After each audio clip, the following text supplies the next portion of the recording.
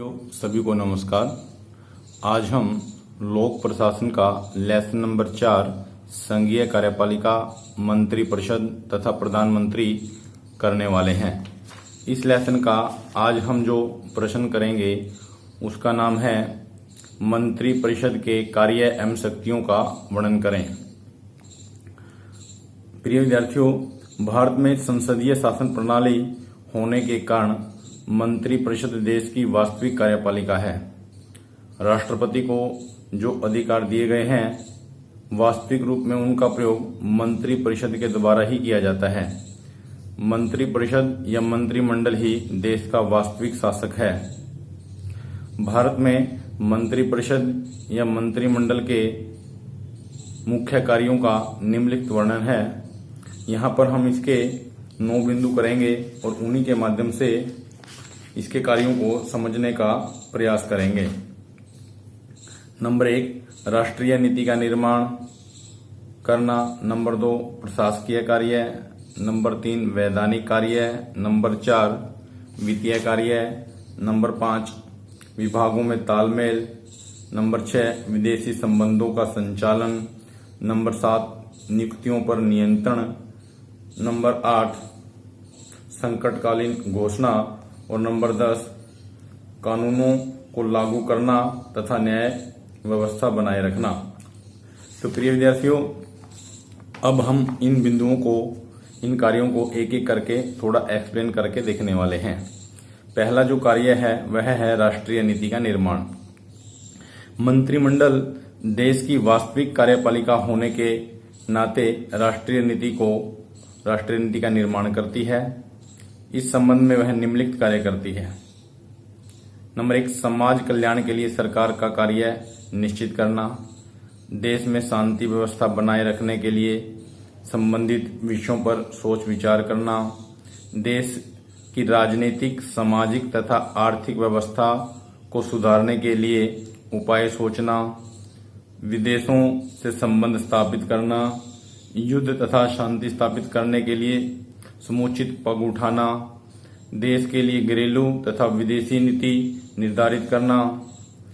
विदेशों से संधियां तथा समझौते करना इत्यादि अनेक प्रकार के जो है राष्ट्रीय नीति से संबंधित यह कार्यों का निर्माण करता है।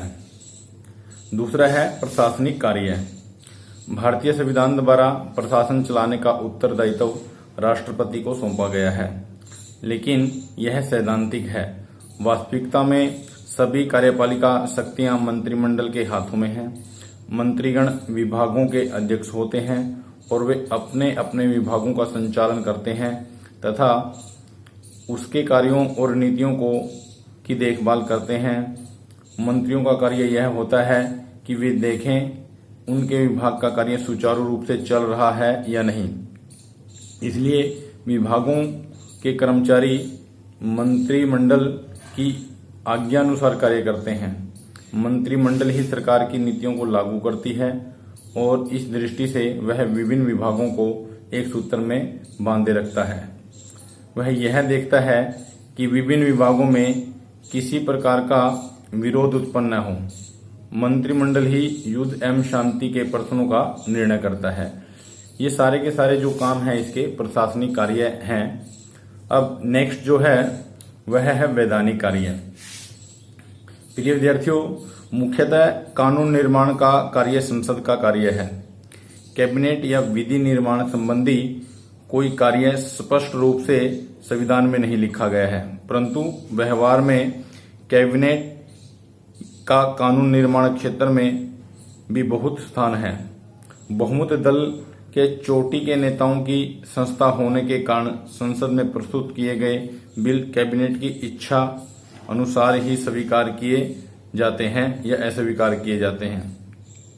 वास्तव में 90% बिल संसद में मंत्री परिषद द्वारा पेश किए जाते हैं तथा बाकी 10% बिल गैर सरकारी सदस्यों द्वारा पेश करते हैं। ये बिल तभी सफल होते हैं जब उनको कैबिनेट की सहमति प्राप्त हो जाती है। धन बिल तो केवल मंत्रियों द्वारा ही लोकसभा में पेश किया जा सकते हैं। संसद कैबिनेट की इच्छा अनुसार ही कार्य करती है। यदि वह कैबिनेट द्वारा प्रस्तुत किसी बिल को रद्द कर देती है तो कैबिनेट इसे अपने विरुद्ध अविश्वास प्रस्ताव समझती है तथा त्याग पत्र दे देती है, परंतु साथ ही वह राष्ट्रपति को संसद भंग करने की सलाह भी दे देती है। तो प्रिय विद्यार्थियों, ये सारे के सारे जो हैं इसके वैधानिक कार्य हैं मंत्रिपरिषद के। अब बात कर लेते हैं वित्तीय कार्यों की। नंबर 4 पे है वित्तीय कार्य। संवैधानिक रूप से संसद राष्ट्र के धन की संरक्षिका है, यानी इसकी रक्षा करती है धन की। उसकी स्वीकृति के बिना न कोई टैक्स लगाया जा सकता है और न ही कोई खर्चा किया जा सकता है। व्यवहार में संसद की इस शक्ति का प्रयोग मंत्रिमंडल की इच्छा अनुसार ही होता है। मंत्री ही लोकसभा में बिल पेश कर सकते हैं।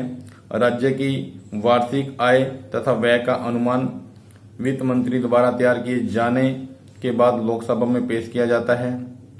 बजट के माध्यम से कैबिनेट नए कर लगाने अथवा पुराने लगे करों को बढ़ाने अथवा समाप्त करने के प्रस्ताव को भी संसद के सम्मुख रखती है। कैबिनेट द्वारा पेश किए गए प्रस्तावों की सदैव संसद में स्वीकृति प्राप्त हो जाती है, क्योंकि कैबिनेट को संसद में बहुमत दल का समर्थन प्राप्त होता है। अगर कैबिनेट द्वारा प्रस्तावित किसी धन बिल अथवा बजट बिल को रद्द कर दिया जाता है तो कैबिनेट इसे अपने विरुद्ध अविश्वास प्रस्ताव समझती है तथा त्याग पत्र दे देती है, परंतु इसके साथ ही राष्ट्रपति को लोकसभा को भंग करने की सलाह भी दे देती है। तो ये हो गए इसके वित्तीय कार्य।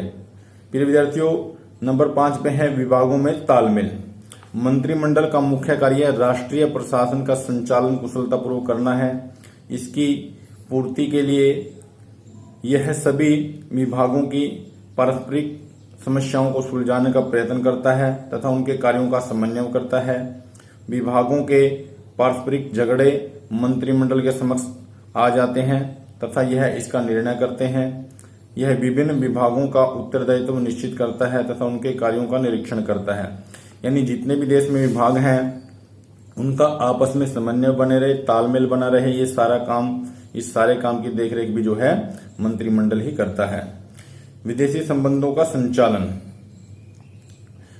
मंत्रिमंडल ही विदेश नीति का निर्माण करता है और विदेशी संबंधों का संचालन करता है। अन्य दलों में जाने वाले राजदूतों, जो दूसरे देशों में जाते हैं राजदूत हमारे, और प्रतिनिधियों की नियुक्ति राष्ट्रपति मंत्रिमंडल के परामर्श पर ही करता है।